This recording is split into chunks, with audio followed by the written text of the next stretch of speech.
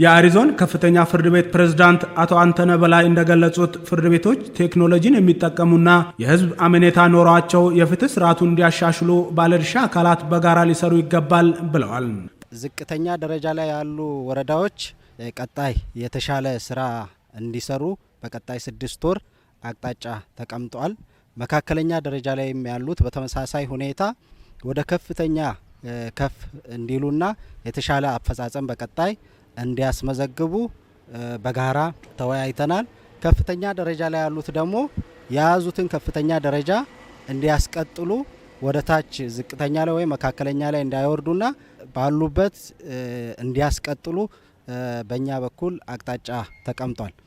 በአጠቃላይ ፍርድ ቤቶች ያሉባቸው ጉድለቶች ምንድናቸው፣ ከቴክኖሎጂ አጠቃቀም አንጻር የታዩ ውስንነቶች ምንድናቸው የሚለውንም ገምግመናል። ፕሬዝዳንቱ አክለው በፍርድ ቤቶች አካባቢ የሚስተዋለውን የበጀት ውስንነቶችን መቅረፍ ተግባራትን ለማከናወን ቁልፍ ሚና እንዳለውም አንስተዋል።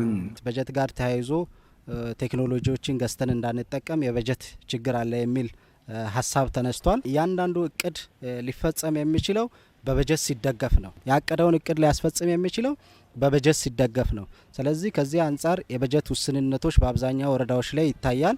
ይህንን የበጀት ውስንነቶች ቀጣይ በመቅረፍ ወረዳዎች በጀታቸውን ለፍርድ ቤቶች በመፍቀድ ፍርድ ቤቶችም የተፈቀደላቸውን በጀት በአግባቡ ለታለመለት አላማ ማዋል እንዳለባቸው ከመስማማት ላይ ተደርሷል። በበጀት ዓመቱ የ6 ወር አፈጻጸም በተዘዋዋሪና በምድብ ችሎት አገልግሎት ከ2000 በላይ መዝገቦችን በማየት የመወሰን አቅምን 79.6 በመቶ ማሳደጉን የገለጹት የአሪዞን ከፍተኛ ፍርድ ቤት ምክትል ፕሬዝዳንት አቶ አለማየሁ ሽመልስ በፍርድ ቤቶች የዳኝነት አገልግሎት አሰጣጥ ቀልጣፋና ጥራት ያለው እንዲሆን እየተሰራ መሆኑን አስረድተዋል። 3004 ፋይሎች በዚህ በ6 ወር ውስጥ ቀርበዋል። ከዚህ ውስጥ 2393 መዝገቦች ውሳኔ ተሰጥቷል። በፐርሰንት ወደ 79.6% አካባቢ የመወሰን አቅማችን የደረሰ መሆኑን ያሳያል። ይህም ብቻ አይደለም። ፍርድ ቤቱ ካለው ተልዕኮ አንጻር በተለይ በይግባኝ የማይሻር ውሳኔ ከመስጠት አንጻር ይህም አንዱ ውጤታማነት መለኪያ እንደመሆኑ መጠን ወደ 77.14 የተደረሰበት ሁኔታ፣ ከተደራሽነት አንጻርም 726 ፋይሎች እንሰራለን ብለን አቅደን ወደ 256 አካባቢ ፋይሎች በምድብ ችሎትና በተዘዋዋሪ ችሎት በተለይ አርሶ አደሩ ባለበት አካባቢ ዳኞቻችን እየሄዱ ስራ የሰሩበት ሁኔታ ነው ያለው። አፈጻጸሙም ወደ 67% አካባቢ የሚያሳይበት ሁኔታ አለ። የማህበረሰቡን የፍትህ ስርዓት ለማሻሻል በዞን በወረዳና ከተማ አስተዳደር ያሉ አፈ ጉባኤዎችና ቋሚ ኮሚቴዎች ክትትል ማድረጋቸውን የተናገሩት የአሪዞን ሽግግር ምክር ቤት የህግና ፍትህ ቋሚ ኮሚቴ ሰብሳቢ ወይዘሮ ልደት መኮንን ናቸው። ህብረተሰቡ እንዴት ፍትህ ያገኙ ነው፣ ታች መሬት ላይ ምን አለ የሚለውን ከአፈ ጉባኤዎች ጋር በጋራ ሆነን ወደ ታች ወርደን ክትትል የተደረገ ነበረ። የ6 ወር አፈጻጸማችንን ስንገመግም የወረዳዎች አፈጻጸምንም ዛሬ አይተናል። የዞኑንም አፈጻጸም በትክክል ቀርቦ አይተናል። በጠንካራ የተሰሩ ስራዎች በርግጥ አሉ። እነዚህ ተጠናክሮ እንዲቀጥሉ፣ ሌላው ደግሞ በድክመት ያስመዘገብናቸው ጉዳዮች ላይ በቀጣይ በጠንካራ እንዲሰሩ በጋራ አሁን ላይ ገምግመናል።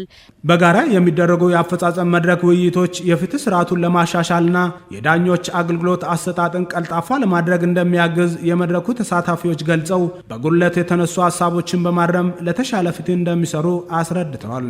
የስር ፍርድ ቤቶች በተለይም የወረዳና የከተማ አስተዳደር ፍርድ ቤቶች ምን አይነት ጠንካራ ስራዎችን ሰርተዋል፣ ደካማ ጎናቸውስ ምንድን ነው የሚለውን ነገር ለይቶ በማሳየት ጠንካራ ጎኑን እንዲያጠናክሩና በርትተው እንዲቀጥሉ በደካማ አፈጻጸም የታየባቸውን እንዲያሻሽሉ የሚያግዝ መድረክ ነው።